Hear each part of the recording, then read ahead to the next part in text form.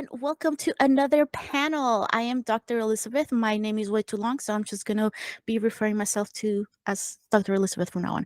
But this is another Psychology for Geeks panel, and today we are doing a taboo panel on gender. I have two amazing, lovely professionals here that will give us a lot of the information that I don't know slash was too lazy to research on my own. So technically I am getting all this free information for myself and for everyone else. So thank you both for being here today on a weekend to just give me all your wisdom and knowledge that you have accumulated and experience as well. So yeah, that's my intro. uh, so you guys want to introduce yourselves for everyone real fast? Sure.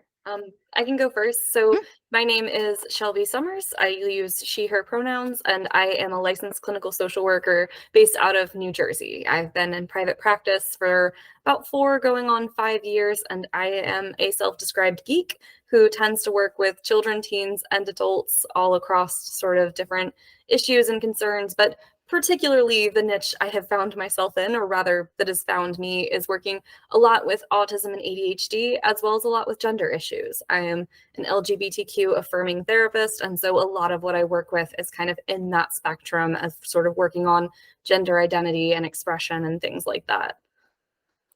I can go next. I'm Dr. Kaela Joseph. I use they and she pronouns, and I'm a queer and non-binary licensed clinical psychologist out of the San Francisco Bay Area.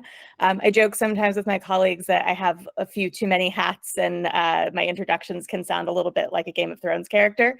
So rather than tell you all of my titles, I'm going to summarize what I do. I mostly work in program management and hospital leadership and clinical supervision of psychology trainees. And I do that primarily in gender affirming care, so care of transgender and gender diverse folks. And I do that primarily from my lens as a licensed clinical psychologist, but because I also direct a multidisciplinary clinic, I'm also a certified member of the World Professional Association for Transgender Health. I don't speak for them, but I might cite them a couple times throughout this panel. If you hear me refer to WPATH, that's who I'm referring to. But because I work in these multidisciplinary settings and with providers from lots of different backgrounds, and because I direct a multidisciplinary clinic, I also have the vantage point of being involved in care kind of at all levels. So primary care, mental health care, medical social work, endocrinology, surgery. I have a little bit of a bird's eye view and have also been involved in some policy work as well. I was going to ask another question for us to get started today, but Shelby brought up something that I think it's a better starting point for us. It was the whole, not that we were looking for it, but it found us. Like we just, because of necessity, we just sort of became like, experts in this area, or like we just sought a lot more training because it just so happened that a lot of our clients needed something specific. So can you tell us a little bit more about how you sort of like found yourself just thinking a lot about gender and what needed to as professionals, what we needed to learn, and also what the community needed to learn about gender? I don't know, Kaela, if you want to go first or. Yeah, I can go first. There's this old adage that research is me search, and I was not identifying as non-binary when I started my psychology journey. I did know that for a long time that I wanted to do something with sexuality and gender. I had taken a human sexuality class in undergrad and had taken an LGBTQ plus history class, and I was really realizing that where I had grown up in the suburbs of Dallas-Fort Worth in Texas, I was not getting a lot of information that then I got to college and was like, wow, the world is bigger than I knew it was. And really wanted to go into human sexuality out of a desire to help other people find that information. And then when I got to grad school, it just so happened that in my particular cohort, there wasn't anybody specializing in working with transgender and gender diverse folks. we had an LGBTQ plus program. We have an emphasis at Palo Alto University that I graduated in, but we just didn't have anybody specializing in that niche just yet at that time. And so I had a little bit of experience from some things that I had done in undergrad and kind of threw my hat in the ring. And as I kept going, I kept getting more and more interested and more and more interested. I started the clinic that I mentioned that I co-direct. And when I kind of had a minute to sit back in my success from those things, I then started to take a closer look at my own gender and sexuality, mostly during the pandemic. I had come out as bisexual and queer in the couple of years before the pandemic. And then during the pandemic, I wasn't doing all of the gender related things I had been doing before. I wasn't putting on makeup every day. I wasn't getting dressed in typically femme clothes and things like that. I was just cosplaying at San Diego Comic-Con, and I was doing a hyper femme cosplay. And one of my students happened to be at the con paneling with me and just kept looking at me going, "You're beautiful." And it's unsettling because that's not what my face looks like. It's like, I used to do this every day. This used to be my everyday. And it was something that I was able to sit back during the pandemic and really think through. And as I thought through it more, I was like, oh, I don't think that this fits me. I think I'm actually non-binary, and I want to play around with the types of gender expression I haven't been able to play with before, which is more masculine gender expression. I love the way that you said it. It's like the world is bigger than I thought, because it usually is, but we don't know. I was talking to someone, I forgot who I was talking to, but I was talking about how I highly encourage my brothers to travel a lot, because then it gives them sort of an idea of how other people live, how other people think. Like, there's so many things that they can experience, and it's the for a mental health professional, it's sort of like the same way, not necessarily traveling per se, but learning. Oh my gosh, you have a lightsaber in the back. That is so cool. Sorry, I just had to point it out. I was like, wait, what's? Oh, it's a lightsaber. Wait.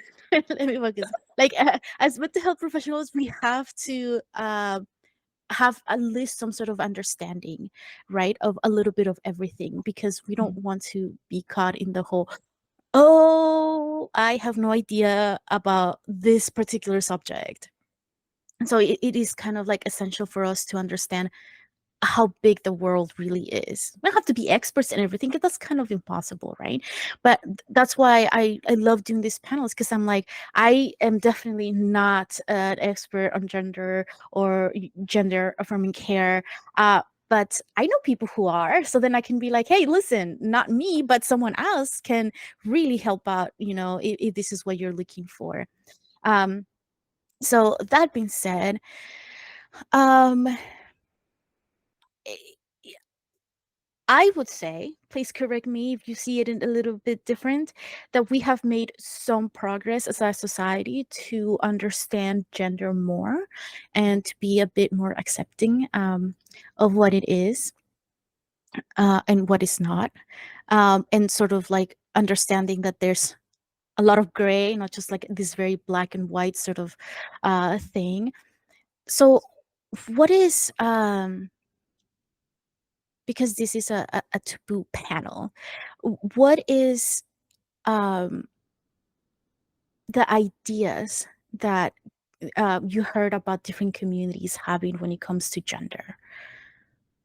So for me personally, kind of even circling back to the first question of like how this sort of found me and everything, when I first started working with individuals who identified as transgender or as part of the LGBTQ community, I had a little bit of imposter syndrome, because I do identify as cisgendered, heterosexual woman and everything. And so for me, there was kind of this idea of like, I don't have that experience. How can I help? Right. But coming from social work and everything, a big part of that is not just me giving the individual the autonomy of like, hey, if this doesn't work for you, that is perfectly fine. Let me know. I'll help connect you. Like, I don't want to be the savior. That is not my goal.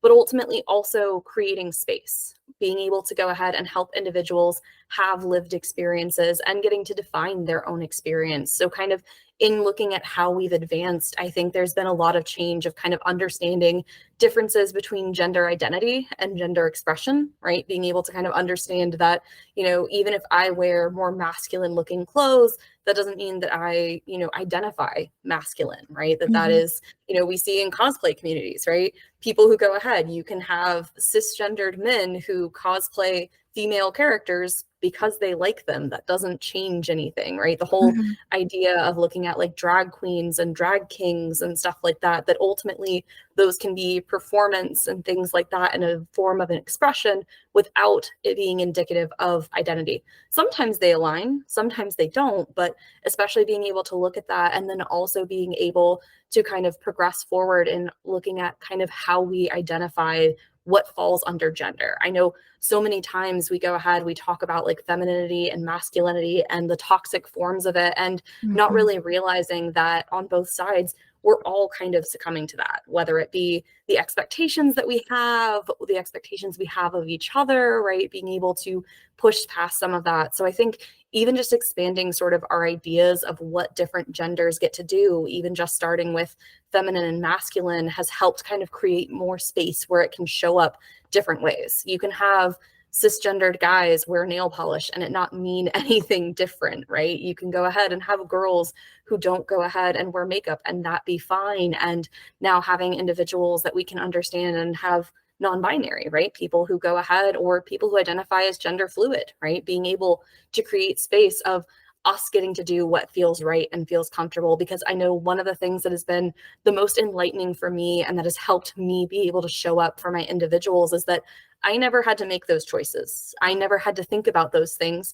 But I know that if I'm out and about and someone says, "Oh, hey, sir," I'm not turning around. Like that doesn't relate to me. And so that helps me to understand how someone else feels when they're misgendered or when those things kind of come up, because ultimately all of us do have those expressions. I once had a really enlightening conversation with, someone who was talking about, well, hey, my gender pronouns align with, how I present. So why should I have to say my pronouns? And I was like, well, you should have to say it more, right? Like for us going ahead, being a cisgendered individual, saying my pronouns creates that space, that creates that conversation, because you're right. I have the privilege of not having to think about it because people make those assumptions and it aligns with how I feel. But that privilege is even more important to be used to create that space, to create those conversations, to make it normal, right? It's as normal as going ahead and saying, I'm Dr. So-and-so, or I'm Mrs. So-and-so, right? At some point, we had to add in the doctor, the Mr., the Mrs. Like, it's the same thing. We're just on the verge of going ahead and adding those things in too. Well, and you mentioned the geek space, and I think that that's really important, especially for this audience, is that the geek space for a long time, I think has caught on to these concepts a little earlier, maybe than some other social spaces.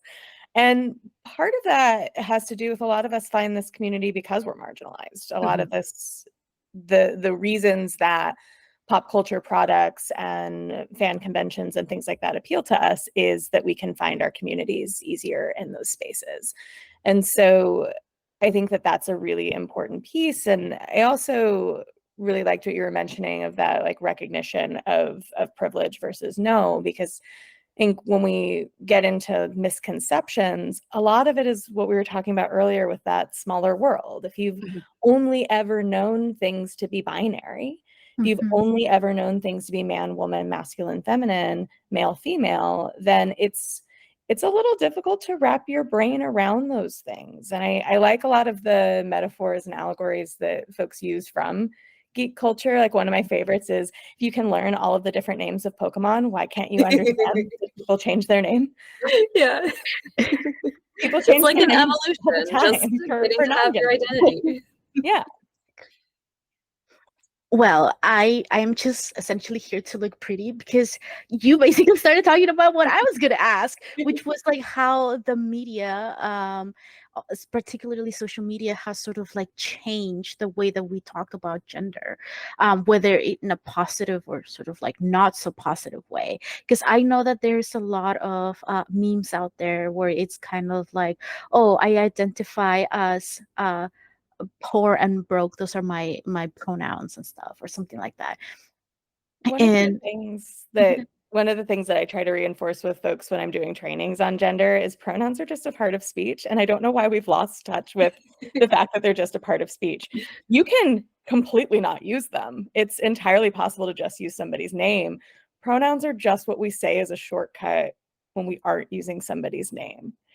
Most people use things like they and them, for example, as gender neutral pronouns without ever thinking about it. So the example I like to give, which is not mine, I pulled it from somewhere on the internet at some point in time. just own it. It's yours now. Mine now. Is if I were to ask, or if I were to tell you that we are meeting up with one of my friends for dinner later, and I didn't say that person's name, I didn't give any identification of that person's gender, you would probably ask me, oh, when will they get here? Mhm. We use it all the time. It's when we're told to use it, it's when we're corrected that cognitive dissonance shows up, where we're like, ooh, that doesn't align with how I understand pronouns or how I understand gender. And that's hard. Nobody likes to be wrong. And one of the things that the internet has really done is create a platform where sometimes we get to challenge those assumptions. And that's why I think we see a lot more progress. Mhm. We also get to double down on those assumptions, unfortunately, and we're seeing a lot of that with the discourse around the Olympics right now. I do not follow it closely enough to know anybody's name, so I apologize in advance. But there's some discourse right now about a boxer who, first of all, is completely ignoring some shady stuff with the original organization that claimed that this person had high levels of testosterone. There's actually not proof for that, and the organization that supposedly found that has never produced those results. And if you know anything about the medical side of the Olympics, people actually go through quite rigorous testing, more so than most other athletic events before they're allowed to compete. And this person met regulations and was allowed to compete. But there's been a lot of discourse around, well, this person's very, very strong, and so they must be a man. And it is possible that that person is what we call intersex, which is when somebody does have variations in biologic characteristics. Again, we don't know that for sure. And regardless, like, the point of the Olympics is to sort of be genetically different. Somebody pointed out that, our swimming champion has an arm span that is atypical. Our top gymnast is able to leap 12 feet in the air. I can't leap 12 feet in the air. Those things don't actually have to do with sex or gender. They have to do with all sorts of things. And so in some ways, I think the internet, in allowing that discourse and allowing people to clap back and say, no, that's not how gender works. That's not even how sex works. Sex is also not actually binary. We get to have really wonderful, intelligent conversations, but we also have those really reductive conversations that if you don't intentionally seek it out, it's easy to get lost in the really reductive side of the conversation. Yeah, I think similarly to that too is also seeing representation within the media and stuff like that. You figure one of the greatest things, especially as we've had like social media rise, TikTok, Discord, things like that, we've had a lot of things that would otherwise be much smaller niche things that are now getting, much bigger representation. Thinking things like Has Been Hotel, Hell of a Boss, right? Stuff like that, where communities are able to go ahead and have shows that are going ahead. I know, I cannot think of the name of the show, but it was on Netflix, and Alex Brightman ended up being a little dog in it, but it had an openly transgender character as the protagonist and everything. So getting to have, I think it was Paranormal Park. That might have been it. But getting to have that representation. On the flip side of that, I know that one of the biggest things that I have seen, both as a complaint as well as sort of in my own experience, is non-binary characters usually being alien or robotic or things like that. And so a lot of times that gender, even if we're getting representation, can still be negative in the sense of, this is still going ahead and having it be that if this character, identifies as non-binary, it's because they're a robot or they're an alien or things like that, right? Going ahead, having things like Steven Universe, where that was a really good example of like queer relationships. But at the same time, the actual canon of it is that they're all aliens and they're all female. So it doesn't really meet our same standards anyway. And so going ahead and looking at examples like that, where like, yes, we're getting representation and everything, but there's still that undercut too. I think a lot of that has made really good progress in getting those conversations, getting those things happening, but also still looking at where we need to push things further. And I know as far as I go, like part of my main interest with even wanting to talk about gender and stuff like that came from being able to use like tabletop role-playing games and D&D in therapy sessions, because I find that is a really great way for a lot of people to get to play around with gender and identity and things like that, because our identities are so complex and every teenager wants to think they've figured themselves out and we never do. And so being able to have spaces where we can play around with norms and question, why is this the norm? Does it have to be the norm, right?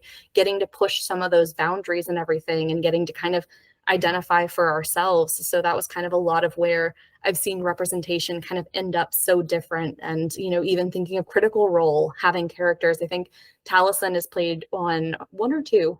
I think there was one that he played that was like non-binary and stuff like that. And so getting to go ahead and have some of that positive representation and everything has been nice to have these conversations. Well, and I think something with representation that's really important is people aren't a monolith. Mhm. So representation has to be accessible for everyone. And so for example, I really, really love shipping culture and Mhm. fandom. And it's one of the main things I study. It's one of the main ways that I participate as a fan. I am a huge fan of the Destiel ship Mm. in Supernatural between Mhm. Dean and Cass. I am fully aware that that is not the best queer representation. As somebody who studies queer media and Yeah. representation, I know that there are toxic elements of that. I know that there are queer baiting elements of that. I know that there are lots of things about that ship that are not perfect. Mhm. We then have something like Our Flag Means Death that Mm. is full of queer relationships Mhm. and much, much better an example. You mentioned Hell of a Boss, I think also does a really good job. Yeah. There's times I've been watching Hell of a Boss and going, oh, this is how you create conflict without the conflict being because they're gay. Mhm. I think that there's obviously a direction we want to go with that more true to life kind of representation. And at the same time, for me personally, I would not have enjoyed Our Flag the same way, or Hell of Mhm. a Boss, or Hazbin Hotel the same way, if I hadn't had Destiel first, because I was not somebody who was out. I was not somebody who was identifying with openly queer characters.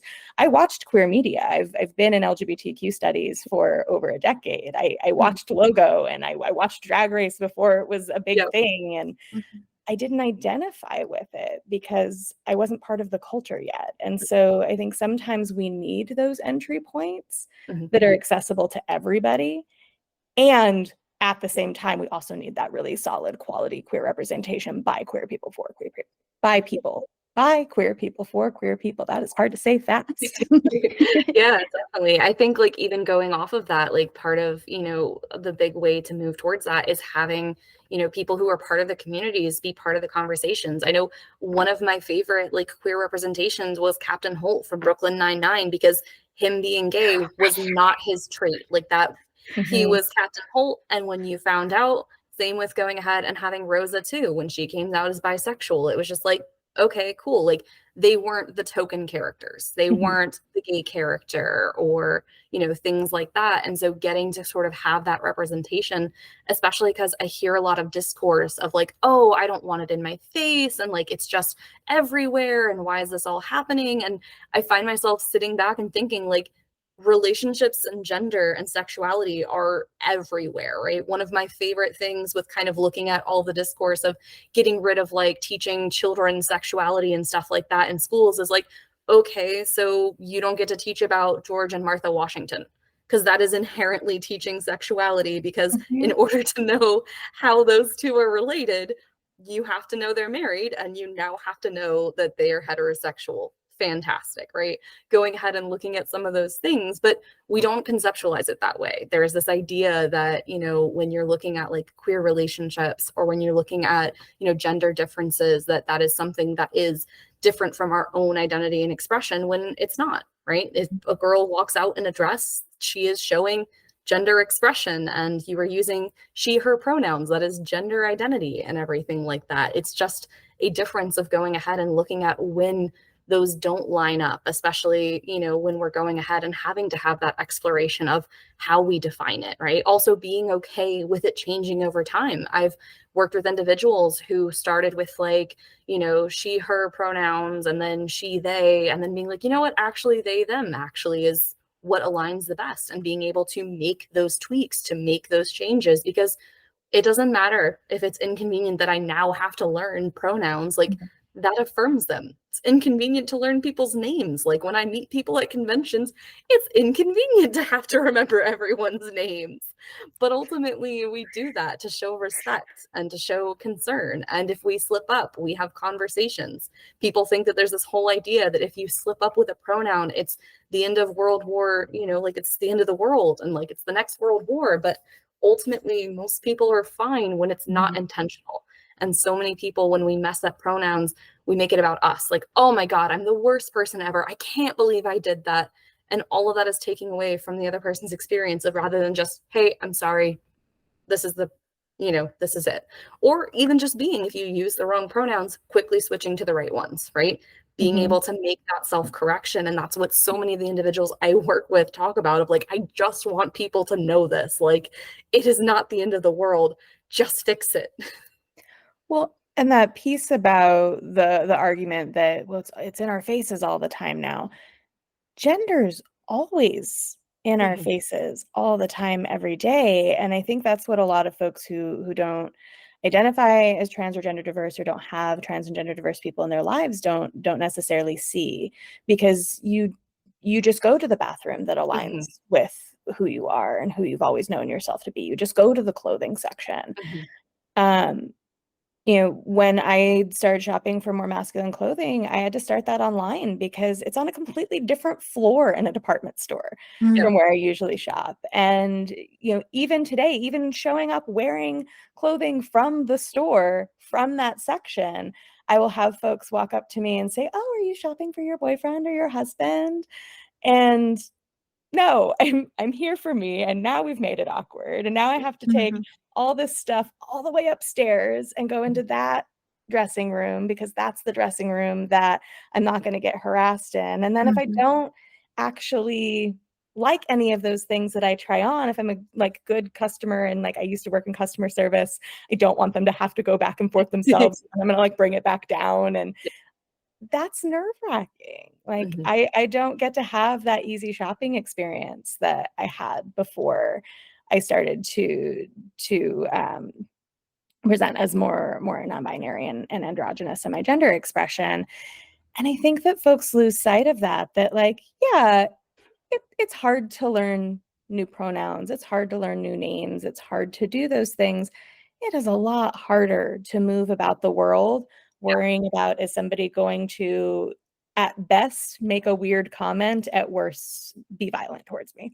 Yeah, that makes sense. You figure it's, one part to even look at too, like the issues as far as like shopping and stuff like that, figuring out your sizes and stuff. Like male clothing and female clothing do not size at all normally. Female clothing doesn't size properly at all. Like it just changes every year to just body shame and stuff. And so I think even kind of going back to, seeing more gender acceptance and that diversity, there have been a lot of, smaller clothing companies that have been kind of getting bigger and bigger that work to have more androgynous clothing, things that they do not, they have it as unisex. It is just clothing rather than it going ahead and being designed for male or female or things like that. And, that's been a really great thing to kind of see. And it makes a lot of things, more welcoming, easier to go ahead and shop. Unfortunately, a lot of it ends up, or fortunately, depending on how you shop, more alternative clothing that ends up in that way. So it's not so much stuff that is more mainstream. Like it's not what you're picking up at your Target, Walmart, Macy's, stuff like that. It is more alt. So if you live in the alt goth world, like you get clothing, but it's definitely good to go ahead and see those changes being made, especially because I know one of the most eye-opening things for me as a cisgendered woman was, working with one of my trans clients telling me how much that he just didn't want to have to think about his gender, like just getting to exist in the world and not have to think about it. And that was another time where like privilege came in, because that's not something that I have to think about. Now, as a woman, I have different things that I think about my gender. And, you know, I've been able to kind of have those conversations when it comes to like safety and things like that. And so that was another level where I was able to empathize, because I do think so much about being a woman in different spaces from safety sides, right? From knowing, you know, where do I park? How do I dress? What do things look like? And so being able to have that experience helped me to be able to understand, yeah, you're right. I wouldn't want to have to think about that 24/7. I wouldn't want to have to worry, what bathroom do I use and things like that. And I think all of that has been really important conversations to get to have. And I know one of the things that I think has really helped with having this discourse and everything, and with having people have this lived experience getting to be part of the conversation, is rather than having this general idea of what everybody feels and experiences, right? Getting to have individual experiences and tailoring that. I always am pretty known for being the one who says to my clients, like, you are not the Lorax, you do not speak for the trees. Like, I want to know your experience. How does this impact you? And I think that's a really important part to kind of get to expand this conversation, is rather than having these broad brushstroke ideas of what gender looks like or how it should be, should we just get rid of like gendered bathrooms altogether and things like that, you know, being able to go ahead and look at what are people actually advocating for, right? Like, what are people actually wanting? It's not always the answer of just get rid of gender altogether. Like, some people purport that, but others don't. Like, sometimes it's just making things accessible, having space, right? Not feeling othered or different, just getting to exist, because that seems to be the wildest request, is just to exist. Well, and so There's much of that stuff that's gendered also hurts cisgender people. Like, the bathrooms are a great example. If you have gender neutral bathrooms, you don't have big lines at bathrooms. There are reasons, long historical reasons that I'm not going to like fully get into and bore you all with, but there's reasons that restrooms are designed the way that they are and why they create lines for women and not for men. And when you create neutral restrooms, you stop that bottleneck. There was a really funny situation. We were at brunch a couple weekends ago where there was a neutral restroom, and some guys saw the line and were like, "Oh, is this the line for the women's restroom?" Like, tried to cut, and everyone was like, "Nope, we're all in line. It's a single stall." But those things are often overlooked, that when we're fighting for the rights of trans and gender diverse people, we're fighting for everybody's rights. We're saying we have a right to exist, but we're also saying you also have a right to exist. We're trying to help you too. Yeah, it ultimately, like, the core of the fight is I want to have rights. I want to be able to use the restroom safely. But this benefits you too. And that's usually what happens with marginalized representation, is when we lift marginalized people up, we're not actually putting other people down. We're saying, hey, we all get to be here. Yeah. there's this idea, the way that I have a lot of neurodivergent clients, and the way that I talk about it is that um we are forced to be in sort of like this box, because this is what society says we should behave like. At when you reach a certain age, you're supposed to have kids and a family, and have achieved all these things in your career or whatever, and a lot of them are impossible, and not everybody wants to have those things, right? So we feel very constricted with a lot of the things that you're both discussing. It's like, even we're already constricted. Society Yeah. already has, like, this is the box you're supposed to fit in, right? And with anything else, you're just even more and more and more constricted. So there's no creativity. That society, the way that I see it, society is struggling to advance because we're so focused on things that honestly don't really matter. Yeah. So what if you identify a different gender? So what if you want to wear different clothes or makeup or heels or whatever? And I'm like, good for you. And I'm like, let's throw hunger. That's kind of like a little bit more, and I'm like, because we are constricting people so much, we are creating so many conflicts for them and ourselves, right? Like you're both mentioning, it just, life is getting a lot more difficult for no reason. I remember growing up and seeing cartoons like I forgot the old cartoons, but there was a lot of characters. I think in like the Powerpuff Girls, there's that one character that yeah. is. Oh, Him. Yeah. And then I was like, all right, cool. And then there's like a lot of people that, like in cartoons and things that I grew up in.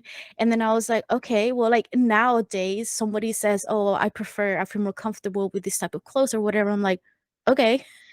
Because it was like in my head that was sort of like normal because of all the cartoons and stuff that I like grew up, and also ADHD. I have other shiny things I would like to pay attention to than whatever it is that you're wearing, unless you're wearing something really cool. And I'm like, oh my gosh, I love that on you. But again, we have sort of like these expectations that a lot of the times they're not even our expectations. Other people tell us those are supposed to be our expectations, right? So now, if we're talking about mental health providers, what is it that the field in general you think would be something good for us to learn or understand or know in order for us to like continue progressing? So I think one of the biggest things, and it can be really hard when we're professionals, is being okay being wrong sometimes, right? I have gone ahead and I have worked with individuals where, they're dealing with gender issues and even just sometimes language, right? Going ahead and as they're figuring out things with their gender, being able to talk about, oh, if you feel, more like a man, and getting corrected of, hey, like I still think trans mask is the word that, aligns with it rather than male or man, and being able to thank them for correcting me and being able to go ahead and say like, hey, I want to use the language that aligns with what you use, right? Like ultimately this is a learning process for me, and I think that's the biggest thing as mental health providers and really health in general, right, is being able to learn and to grow and to be willing to have tough conversations and to be able to go ahead and change some of the things that we do, especially because I know even just working with a lot of, neurodiverse populations,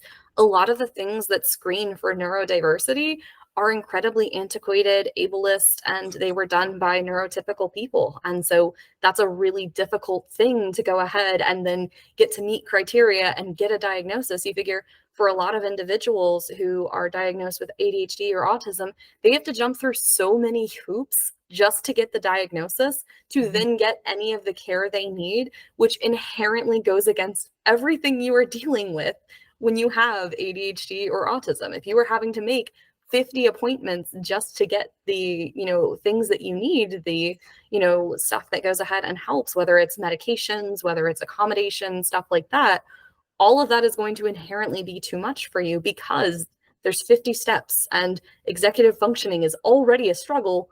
Why are we making it more? The same happens with gender, right? Going ahead and looking at, the stuff that goes into being able to identify differently, to be able to have things. I mean, for people to go ahead and be able to change driver's licenses, birth certificates, there are so many hoops. Even in a lot of cases, gender affirming surgery or care, you have to see a therapist and get a letter, right? It's not like people can go ahead and do all of this. And one of the hardest things I've seen is, people arguing against like kids getting to make these decisions or getting to understand these things, when in reality, no one's also looking at suicide rates, right? No one's looking at how many lives get saved by having gender affirming care, by having access to those things, even just seeing the stuff that individuals go through. I have individuals who wear binders and it hurts and it has health problems, and we have to have careful conversations about how do they still get to do that in ways that help affirm them but also aren't causing long-term damage, right? And so I think a big part as healthcare providers is being able to have those conversations, those understandings, continuing to have like continuing education and stuff like that, just so that we can be able to be more informed and understand, as more things come up, as we understand things like asexuality and stuff like that, or, going ahead and kind of understanding, what relationships look like for people, right? Going back to the idea of the constrictions, right?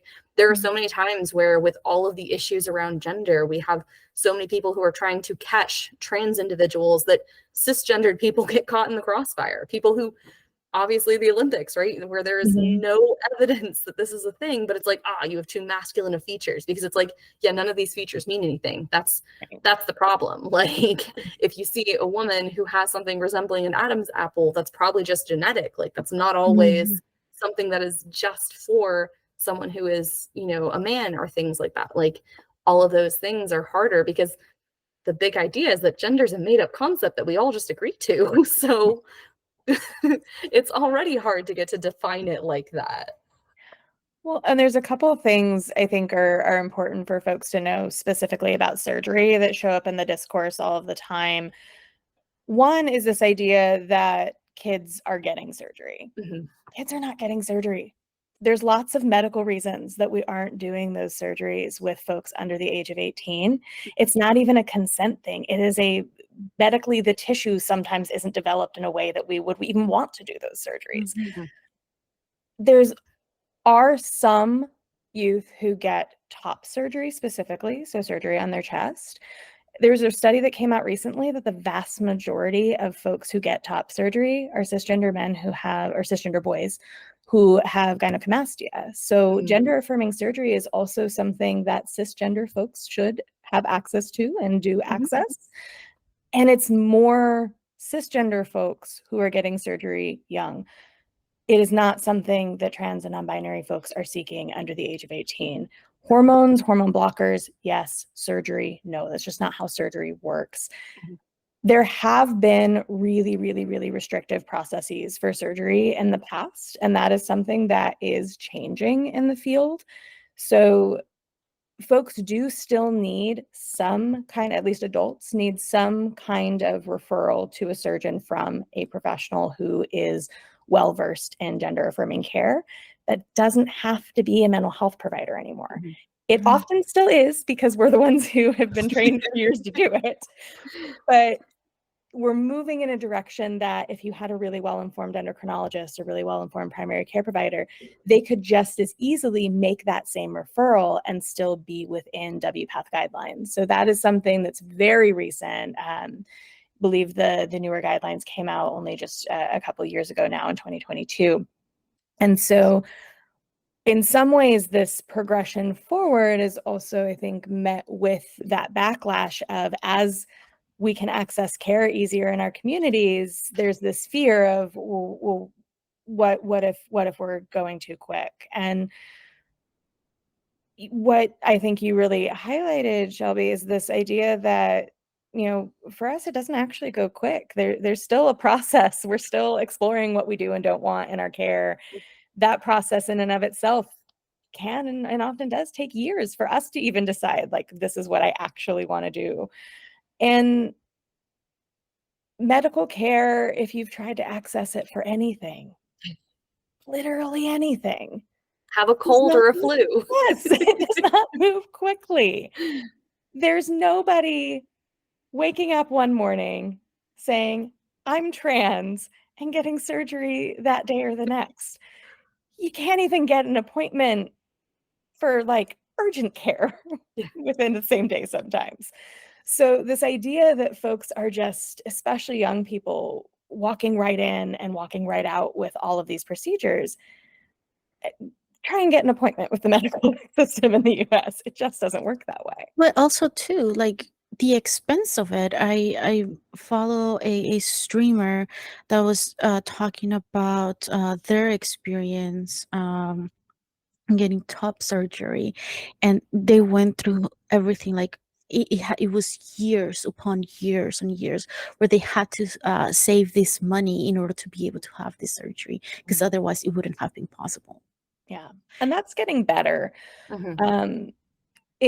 There is still a group of folks who make too much money to be on publicly funded insurance and Mhm. too little money to afford private insurance. And those are often the folks who are hardest hit by that Mhm. economic reality of the surgeries. And of course, there's differences in copays and all of the other stuff that comes with hospitalization, or, maybe you have insurance, but it doesn't cover even if it covers hormones, maybe you don't get the good deal on the hormones and you're paying higher than somebody else who's paying like $3 Mhm. as their copay. So there is a lot of variability, and I don't want to discount that at all because this can be very, very expensive for folks. And the Affordable Care Act, for those states which follow the Affordable Care Act, has drastically changed gender affirming care in the US to where I've been doing care in this community before the Affordable Care Act and after the Affordable Care Act. And it's been like night and day, just the amount of things that folks are able to get access to. A really, really wonderful resource for all mental health providers to know about and all trans and gender diverse people to know about is something called Trans Lifeline. Trans Lifeline is a suicide crisis line, but also just kind of a general crisis and warm line. You don't have to be feeling suicidal to call them or to text them. They are active in the US and Canada, and they have on their webpage a list of all of the different programs that provide grants for people who are seeking gender affirming medical care who can't access it. And a lot of those things that add up cost wise aren't just the surgery itself. The thing that actually ends up costing people the most nowadays, now that insurance has gotten better, are the surgeons are few and far between. We don't have that many in the world. And so you might have to travel out of state, and you might have to travel to usually a major urban center. And some of these surgeries require you to stay very near to where the surgeon practices, because if you have a complication, you can't be too far from them. Not every emergency department can treat it. So for example, with some of our genital surgeries, you have to be within 30 minutes of the provider so that you can check yourself into the hospital where they have privileges if there's complications, and you're staying in the area anywhere from like 2 weeks to a month usually. If you're thinking about, San Francisco, LA, New York, these places that tend to be hubs where a lot of these providers work, that's a lot of money on lodging and accommodations and food and all of the things that go along with travel. That's where the vast majority of folks are expending costs nowadays. It's not the actual medical bills, it's all the stuff that goes with it that's not covered. Yeah, that makes sense. And I think with all of this, you touched on a really important part too, is people kind of understanding what goes into gender affirming care. And that even as we talk about gender affirming, there's always that idea that it is exclusively for transgender and non-binary individuals, when in reality, it's not. Right? Like cisgendered individuals benefit from it, right? There are cisgendered men who take testosterone because they don't develop enough testosterone on their own, right? Going ahead and having things like, hair loss treatments and stuff like that, being able to have breast reduction or breast augmentation, right? All of those things, even going ahead and looking at stuff like being able to do, different body surgeries, being able to go ahead and have laparoscopic surgery, stuff like that.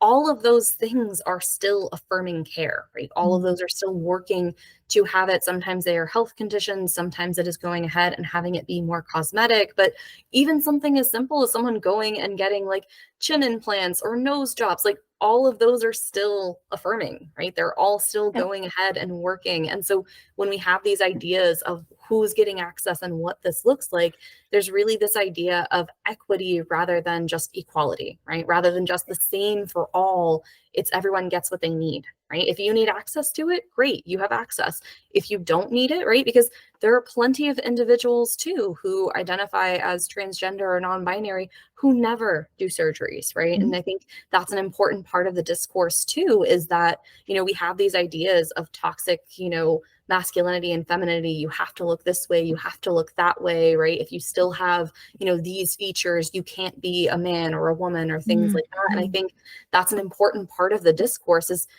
you identify however you identify, that's what it is, right? This isn't a debate anymore. This isn't me being like, oh, well, prove, right? Like it's one where someone says, these are my pronouns. Those are their pronouns. Like that is as simple as it gets. And, we end up overcomplicating it because we have these ideas of, well, this doesn't fit the expectation I have, when in reality, that expectation does hurt cisgender people, right? Thinking of infertility issues for women, when you have this idea of having a child is the most feminine thing you can do, and that trans women can't have children.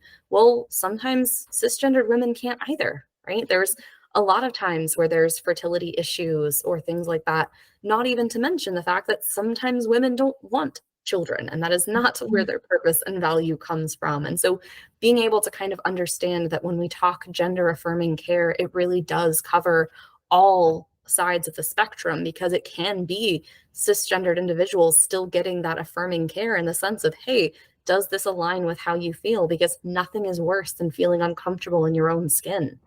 Mhm.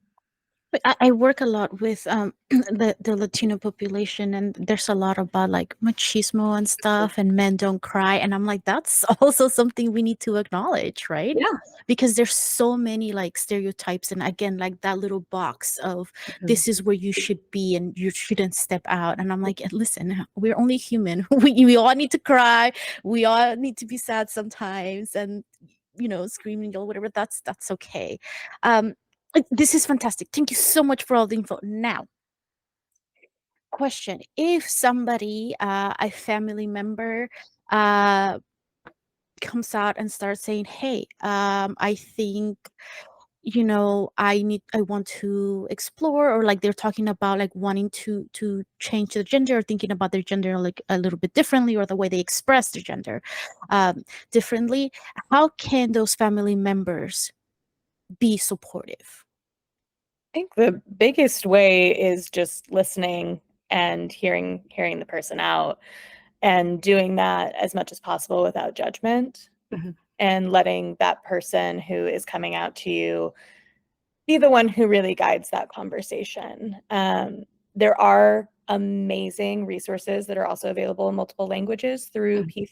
pflag.org. And there's several books out there as well. I find PFLAG is just a great place for folks to start, especially because they do translate a lot of their materials, and their materials are intentionally made to be short and easily consumable. Mhm.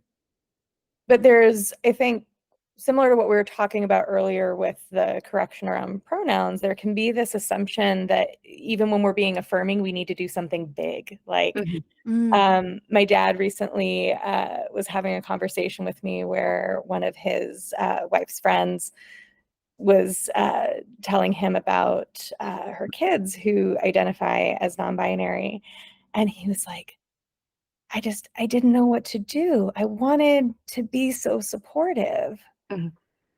And I just didn't know what to say to show that, like, that was okay. I was like, "Well, the fact that you weren't reactive was exactly what you needed to do in that situation. There was no big show of anything that Mhm. you needed to do there. Like, you just treated it like any other story about this person's kids. She could have just as easily been telling you that they, were great at soccer, and you had Mhm. the same reaction." And that's often what we want, is support doesn't have to necessarily be a big show and a big coming out party. Sometimes support is just treating us like we're still us. Yeah. Yeah, my my sibling gave me news about. I don't want to go into detail because I didn't ask him if I could say this, but he gave me this news that was very life changing for him, and my reaction was exactly that, and I was like, okay, so what? Like, you're still my sibling, like it's still not gonna change anything. And then later I was like, wait, did I do that wrong? I was like, did you expect like a different reaction from me? Should I have done something else? And he said like, no, you you reacted the way that he knew I was going to react. And that was sort of like honestly the most validating thing of being like, okay, moving on to cool things like, video games and stuff. Like, that doesn't really matter, right? But for that person, that individual, it has this very significant change of Mhm. like, the way that they perceive themselves, and also having that understanding of like, okay, it doesn't matter that the way that they perceive themselves change, because their loved ones are still there Mhm. regardless of the change, Yeah. right? I It's think oh, go ahead. no, that's it.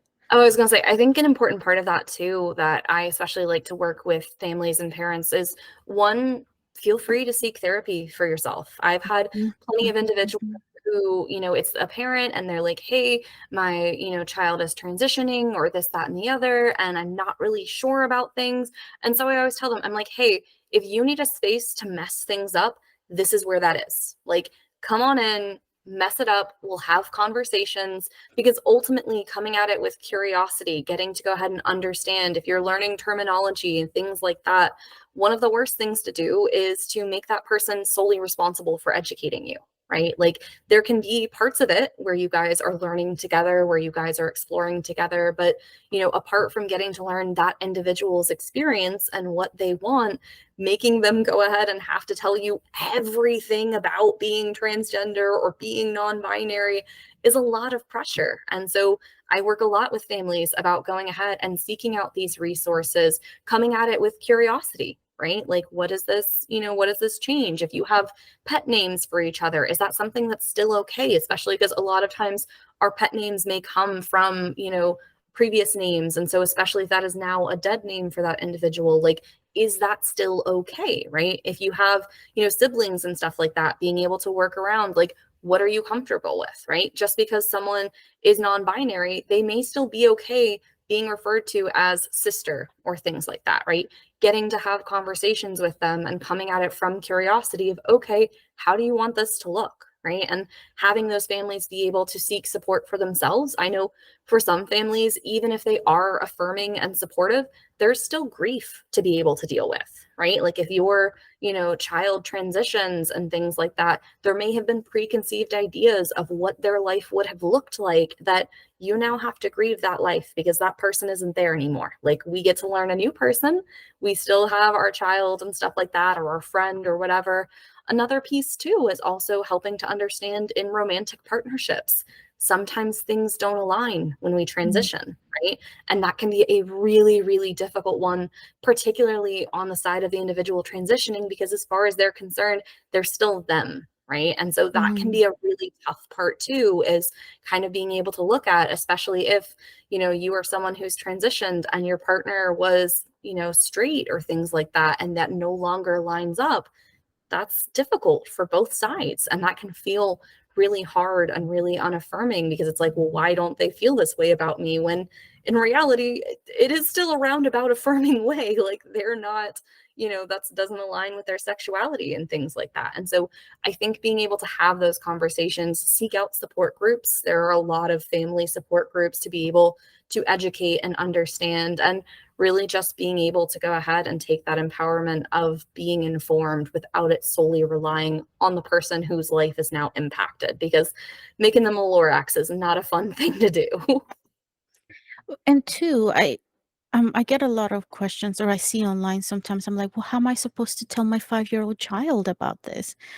And I'm like, just the same way you would tell someone who's 20. It's just in that language that they can understand. Because a lot of this information, we're like, oh, they're too young to understand this. We have to protect the kids. And I'm like, no, the kids need to know. Because what if they go to school and they have a classmate, and they don't know what to say or how to react? That's when we get like a lot of that bullying, because at home we hear grown-ups talk about certain people in a specific kind of language, and kiddos are always learning the wrong things. Like they just remember how to curse a lot faster than they remember anything else we're trying to teach them. So like then they get to school and they start saying all these things because they hear it at home. And then all of a sudden they get in trouble and they're like, but why? Like my parents are saying the same things. And then parents are like, oh, I thought you were not listening. Like, yes, kids listen, they just don't really care or understand what's happening. Yeah. So like, yeah, you can still explain these things to kids. You just have to go into like so much detail. It just has to be at an appropriate like age level for them. Well, and kids understand a lot more than we give kids credit for. In fact, kids understand things more simplistically because the way that children's brains develop socially and biologically, everything is simplified when you're young. And it's a lot easier to say, hey, there's another category. I didn't tell you about that category. Let's talk about this new category of things. There are tons of children's books that are specifically geared towards having these conversations. That did not always exist. We now have fun picture books where you can talk about diverse families and you can talk about diverse gender identities. And so we have the tools to have those conversations. And oftentimes, unfortunately, it's the parent who feels uncomfortable in the conversation, not the kid not being able to understand. And those conversations don't turn kids trans or turn kids gay. that's not how it works. Yeah. I mean, if We're he not did, vampires. no, if he did, there would be a lot of kids that would be like Yeah. complete rich right now, right? Well, and it would also work in the opposite direction. So one of the best ways I've heard folks talk about this is like, there's a comedian, again, I'm terrible with names. I wish I could remember. I cannot. But there's a comedian who talked about this who was like, I grew up in the South with people constantly telling me to be straight, constantly shoving straight culture down my throat. And I still turned out to be gay. It just doesn't work that way. Like we get all of the propaganda about being straight and cisgender, and it doesn't turn trans people cis or queer people straight. It also doesn't work in the opposite direction. You can have complex conversations with kids. It just has to be in language they understand. I think one of the other big pieces to that too, that's really kind of gotten to become more discourse is just realizing how many individuals knew as a kid, right? Like Mhm.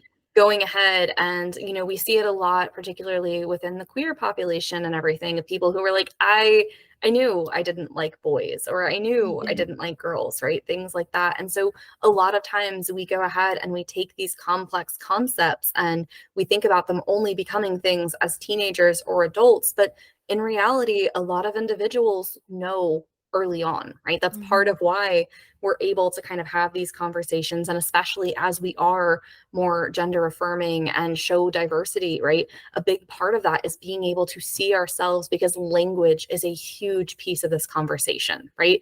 Going ahead and having people finally be empowered to be like, oh, non-binary is an option. Like that is Mhm. what Mhm. describes the feeling I've had my whole life, right?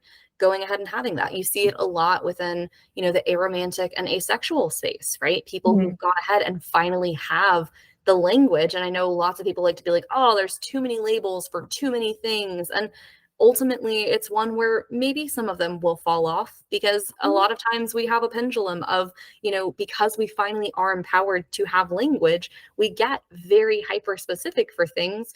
But at the same time, if that's helping us to understand our identity and our things, we've had the idea of neurospicy and neurotypical and neurodivergent. All of those have emerged as ways to better understand what the experience is, right? And getting to Mhm. have that in language that isn't going ahead and like demonizing us or going ahead and making it a negative experience, right? Neurodiversity is one that goes ahead and helps people to understand that their brain is different. It just is a processing thing, right? It's not like Mhm. it's bad, or you're special, or it's a superpower, right? For some people that can be empowering, for others that can be incredibly demeaning. And so getting to have language that is empowering and that helps us have the conversation. It's the same even when we're looking at, like racial diversity and stuff like that. Getting to have comic book heroes and TV shows who represent different identities and cultures and things like that. The same goes for gender, right? Getting Mhm. to see that on the screen and see ourselves exist is a way to be like, oh, this is something that like this has a name, right? This feeling has a name. I mean, even going as simplistic as Inside Out 1 and 2, we've given emotions names and gotten to have beautiful conversations about emotions just by getting to go ahead and give them names and personifications. And so the same happens with representation. We get that verbiage, we get that language. And so being able to recognize that children do understand these things. And in most cases, the individuals who are most impacted are already experiencing it, whether you have a conversation or not, right? You can't just Mhm. Yeah. shield them from it and they'll never know it, because all that will happen is they'll know they're different. They'll know that something's off. They'll know that something isn't aligning with what everyone else seems to be experiencing. And so that just creates isolation. And we see that both with gender, we see that with race, we see that with, mental illness and things like that, right? Having that shift from illness to understanding just neurodiversity and stuff, right? Making it to where it's not a negative thing, but now it's just how your brain processes and deals with things.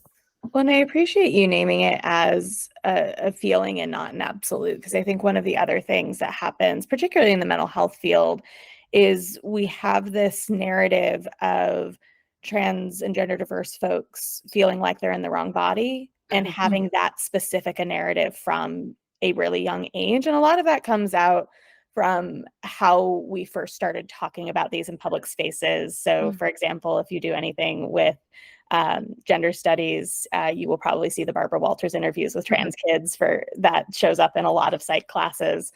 That does happen for some people where they're crystal clear from a super young age, I am not the gender you are telling me I am. Mm-hmm. Most of us, it's more of a feeling that we don't have the language for until we have the language for. Mm-hmm. And so having that diversity of language, it's not that I want, random person on the street who I don't know to have the complete cataloged vocabulary from the Gender Rights Campaign. I don't expect that. For me, I need those words to be able to say, where do I fit? Mm-hmm. And I mean, even the word non-binary, I can break that down further for myself. I really identify as genderqueer. I say non-binary because it's an umbrella term most people understand. Mm-hmm. And so I don't have to do the okay, this is what this word means. And I don't want people to have the glossary. I understand it's not everybody's language. But I think we also in the mental health field have to get out of the habit of repeating some of those narratives as being so solidified. So one of the things that WPATH was a little bit different on this time around with the standards of care is that it used to have this requirement around 12 continuous months in the gender expression, essentially, that you were transitioning into. There's a lot of outdated language that we no longer use either in WPATH or in the mental health field.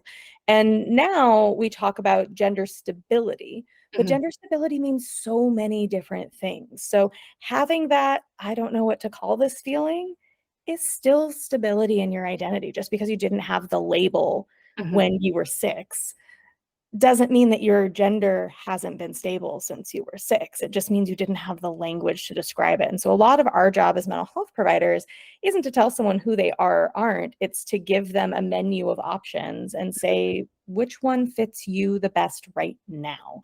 And I think that right now piece is really important, because one of the other myths that has popped up in the field of psychology and is unfortunately when I find myself correcting a lot, especially when I do policy work, is people are like, well, they have to see a mental health provider because you have to help make sure they're ready.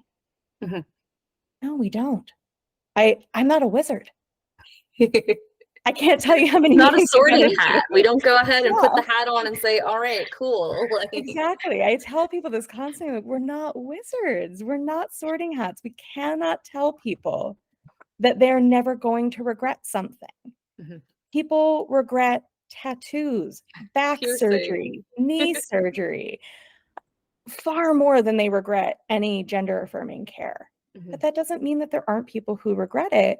We can't predict that. What we can do is give somebody the tools to make an informed decision at that point in time, just like you do for tattoos, back surgeries, knee surgeries, and any medical care.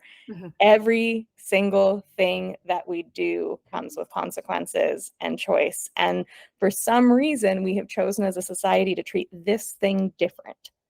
Well, and also that's not really your job as mental health providers to tell people what to do. We're just there to be like, all right, cool. I can listen here. This is a safe space. Are you not knowing what to do? We can help you figure it out, right? But it's not really up to us to be like, yeah, you're ready. No, you're not ready. Or like, no, you're not really a woman. That's not what you are. Like, no, that's not our job. Yeah, I always explain my job as like when people like thank me, they're like, oh, you were so influential. This is so great. I was like, I'm just the tour guide. I'm just along for the ride. I point things out. I'm like, what's that over there? Maybe we should talk about that, right? Like, that is all I am here for. And so, like, especially when individuals talk about like dysphoria and thing like that, because, some individuals experience, some don't, right? Being able to kind of understand, okay, what does that look like for you? Right? How are you experiencing that? What does that kind of mean? Is that something about physical appearance? Is that something about how people are talking to you? Does that happen when you get misgendered, right? Being able to go ahead and have those questions and explore that, because sometimes we do just need that space. But, just like with a lot of these things, nobody interviewed me to find out whether I was a cisgendered girl. Like, nobody at no point in my schooling or my doctor's visits was anyone like, hey, are you sure? Like, are you sure? Mhm. Like, that never happened for me. That doesn't happen for cisgendered individuals. And so having the expectation that we should do the same for transgender and non-binary individuals is ridiculous. Like, that is not something that you're just like playing pretend. I mean, like, I'm Peter Pan today. Like, a lot of people go ahead and equate that the same way when that's not the experience, right? It's not, playing something. It's not going ahead and dressing up and everything. And that's kind of, I think we're kind of circling back to, the big idea at the top was, the difference between identity and expression, right? If Mhm. I dress up a certain way, that doesn't mean anything, right? If I wear hypermasculine clothing, that does not mean I identify that way. And I think that's a really important distinction, because ultimately the big reason that so many of this, becomes so complicated is because for individuals who don't have those experiences, it's inconvenient that I can't categorize you easily. And Mhm. like, that ends up being the big sticking point is, well, I'm supposed to be able to know by your clothing what's going on. And it's like, well, that's not how this works, but you can know by pronouns, right? If we Yeah. normalize pronouns and everything, it Well, takes the guesswork out. and to demystify a little bit what does happen when folks do have to go in to get letters and things like that. I can't guarantee that every mental health provider will practice in this way, because not every mental health provider is practicing according to the actual best standards of care at the moment. But if you have someone who is practicing well and practicing within the current both WPATH standards of care and just general best practice by the all of the different health organizations, like American That's Psychological Association, for example, is the one that I answer to. So I know they also have their own guidelines. What it should look like is talking about risks and benefits in more depth. When you talk with a surgeon or you talk with a nurse, you're not going to have as much time with that person as you might have with a mental health provider. So those of us who are trained in a lot of the surgical application stuff, we can go through risk benefits with you in more depth. We can help you think through things like, how am I going to deal with room and board? How am I going to handle recovery? Things that you don't think about. The surgeon's going to tell you for top surgery that you're going to have a while that you can't raise your arms above a certain point because of the stretching of the muscles. I'm going to tell you, hey, before you have the surgery, you're going to want to take down everything from a top cabinet in your kitchen that you might need to access in the next few weeks. Those are the kinds of things that we're talking about. I'm reluctant to even call them evaluations. We try to call them pre-surgical treatment planning. And we don't do that for hormones anymore at the clinics that I work for, because it's not considered best practice. It was taken out of the WPATH standards of care that mental health providers need be involved in hormone related care. We occasionally get involved if there's a question around consent, but that is our biggest strength in remaining in this area of care, is that if you have a concern about consent, if you are worried that somebody does not have capacity to consent, that is where mental health providers can be brought in. And I can't think of a time that we've ever said no. I can think of a few times that we've said, let's slow down and make sure we're doing this right, and that we're really assessing, what this person is and isn't capable of consenting to, and being very thoughtful about that. And all of the time, including that person and any of their loved ones in that decision. But it's extraordinarily rare that we need to do that for medication. And with surgery, it's much more about the stress of waiting, the stress of recovery. Mhm. What are you going to do when you are sitting home for a month and can't do all the things that you usually do for self-care because mobility is a problem? Those are the kinds of things that mental health providers should be involved in, not acting as sorting hats. Mhm. So you kind of like started in that direction that I wanted to go, and it was, if somebody watching this video is saying, hey, maybe I do want to explore my gender a little bit more, what would be some tips, suggestions, recommendations for them? There's a really, really wonderful book called Gender Quest Workbook. I'm a little biased because I know the people who wrote it, but it is a wonderful, wonderful book.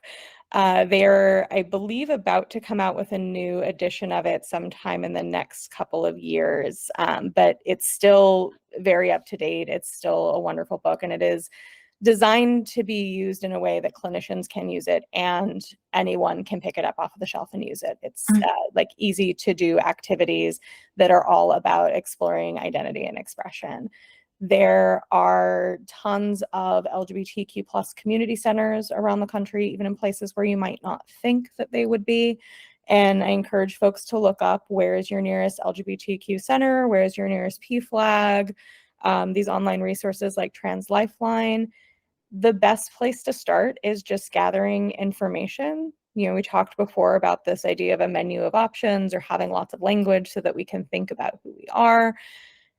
Sometimes you don't know until you start looking and start researching. And so that's where I would recommend starting, is trying to get connected to information and also trying to get connected to trans and gender diverse people, because sometimes it's also the real world representation. Like we were talking about media representation earlier, and I love me some queer media, but part of the reason I didn't identify as non-binary for a long time is I hadn't met anyone else who was non-binary who wasn't a patient.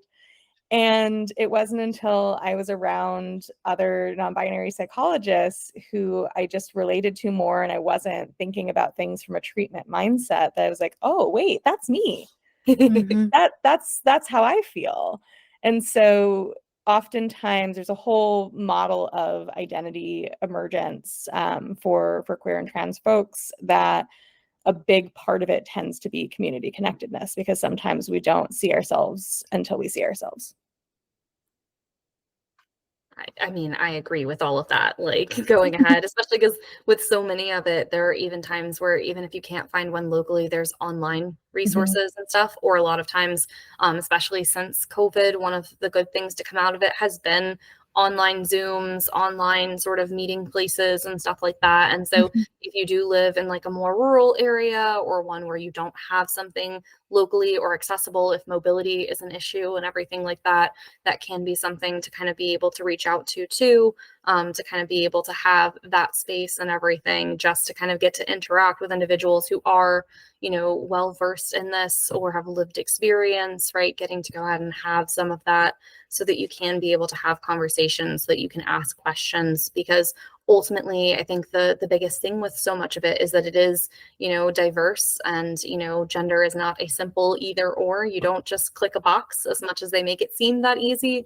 And so being able to go ahead and understand that even if you don't feel as though you meet every single thing, that like if something aligns with it, if you relate to something, right, you relate for a reason, right? I work with a lot of individuals, especially in the age of TikTok. I have had countless people come to me and they're like, hey, I'm not trying to self-diagnose, but like I saw this video and like this thing is going on, and like I don't want to like give myself the diagnosis. And I always invite them to have discourse, because the way I see it, if you relate to something, it's for a reason, right? Whether it's, you know, ADHD content or gender content or, you know, things like that, right? We see so many things where like I feel so seen or called out right now. And so getting to have that experience in those spaces where you can see yourself, or where you can see, you know, things that align with what you're experiencing, so that you can get that language, so that you can be able to have that understanding. I know for a lot of individuals, there's also, you know, like the GSAs in schools and stuff like that. So getting to be a part of those communities and things. And so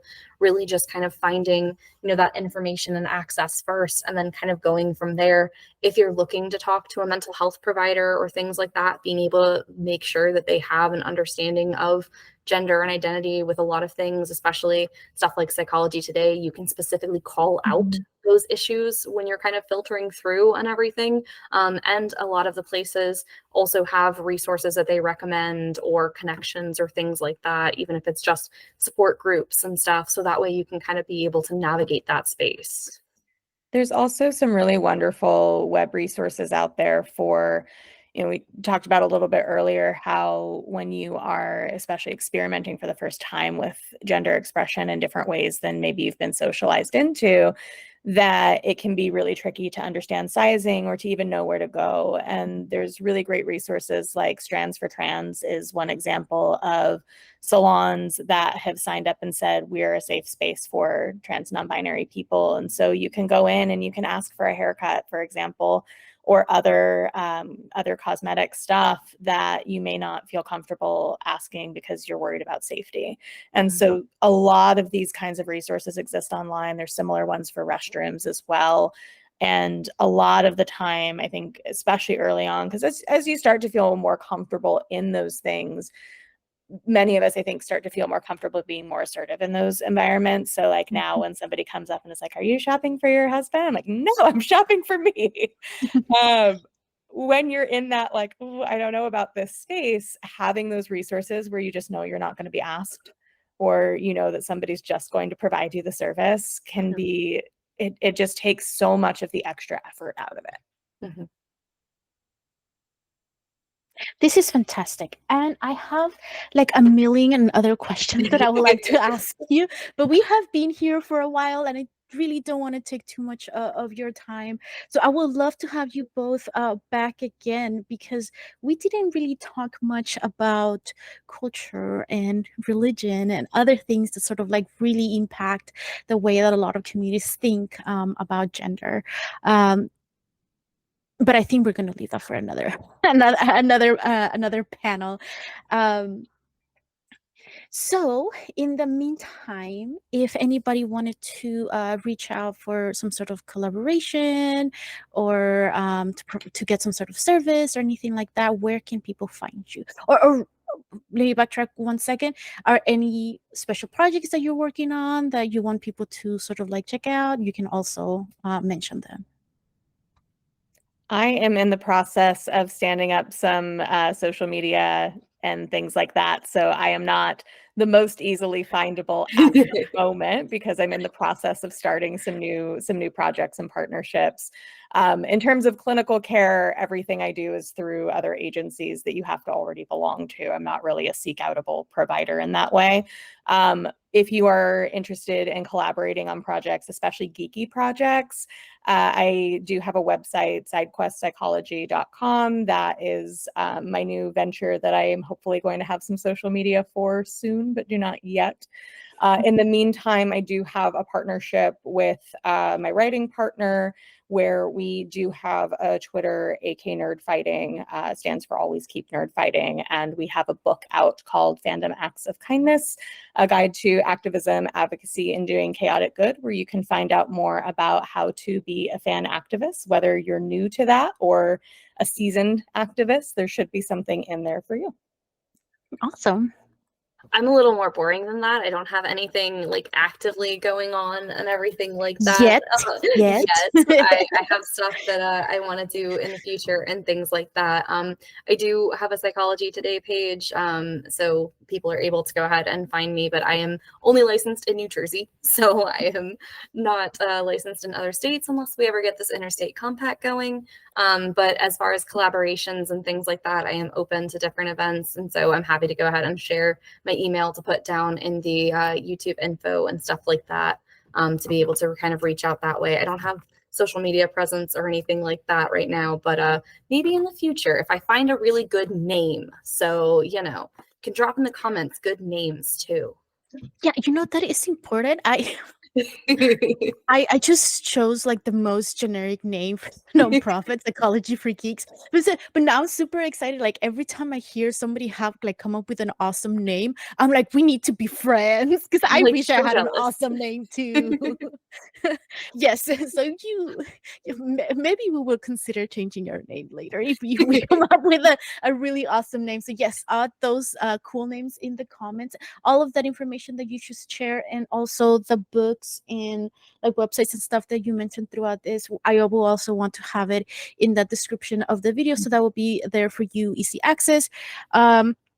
If you have any questions or anything like that, please write it down in the comments. That way we can ask or answer those questions in the next panel. Yeah, any last thoughts before I end the video? No? Biggest one is just the takeaway to kind of be more open to things and always willing to learn. I think it is a good advice, whether you're talking gender or anything else, to just come at the world with curiosity, right? Getting to go ahead and kind of be curious and open to learning, and that even making mistakes is still a learning experience. We can have really negative reactions to getting things wrong when in reality that's just part of learning and part of growing. And so being open to going ahead and getting it wrong sometimes, because some of the best things have come out of getting things wrong. Well, I ADHD, English is my second language. Sometimes, without even thinking about it, he and she are just interchangeable in my head.